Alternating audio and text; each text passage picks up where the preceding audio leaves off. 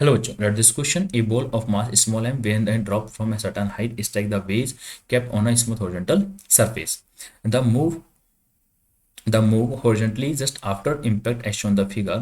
If the ball strike the ground at a distance d from the initial line of the fall, determine the amplitude of the oscillations of the waves after being hit by the ball. देखिए बेटा, हमें बोला जा रहा है कि यहाँ से एक बॉल आ रही होगी स्मॉल एम मास की और जो कि यहाँ पे हिट करती है। हिट करने के बाद बॉल जो है यहाँ पे किसी स्पीड से मूव कर जाती है आफ्टर द कॉलिजन।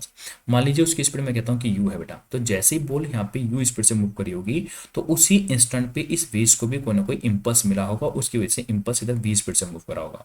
जब इंपल्स की वजह से जो वेज इधर वी स्पीड से मूव करा होगा तो इसकी जो काइनेटिक एनर्जी है उसने इस स्प्रिंग को क्या किया होगा, कंप्रेस किया होगा एट डिस्टेंस तक।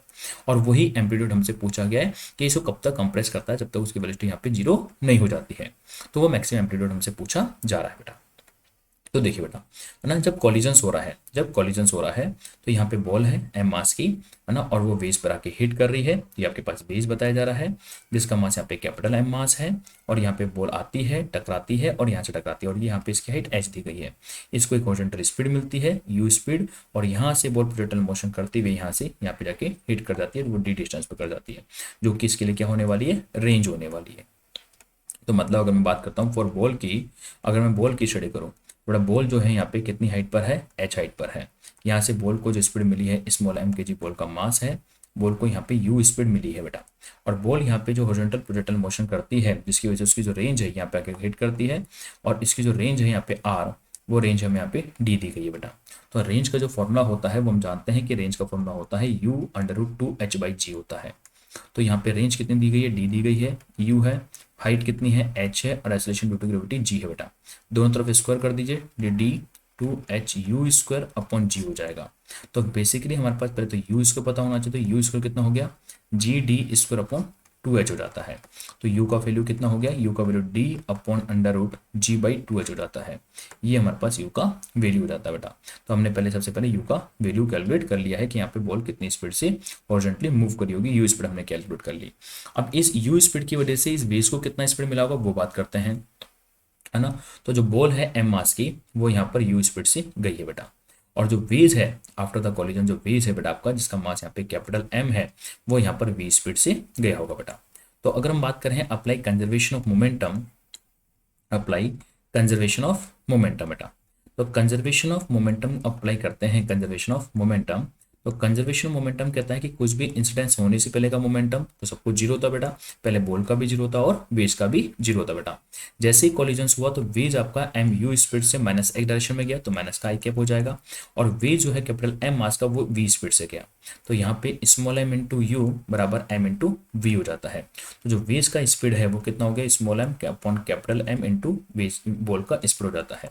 तो small m upon capital M, और जो बॉल का स्पीड है वो कितना है बेटा, यहाँ पे बॉल का स्पीड है d under root g by two h बेटा, यहाँ पे पुट कर दीजिए d bracket g by two H.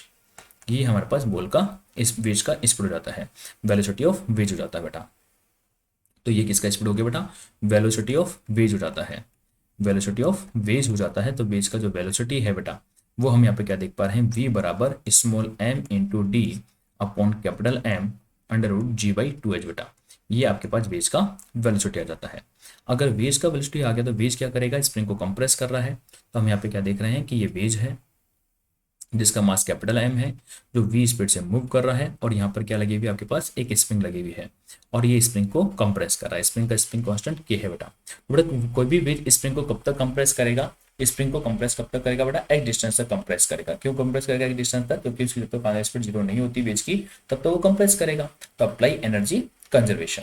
अब मैं अप्लाई करता हूँ एनर्जी कंजर्वेशन बेटा।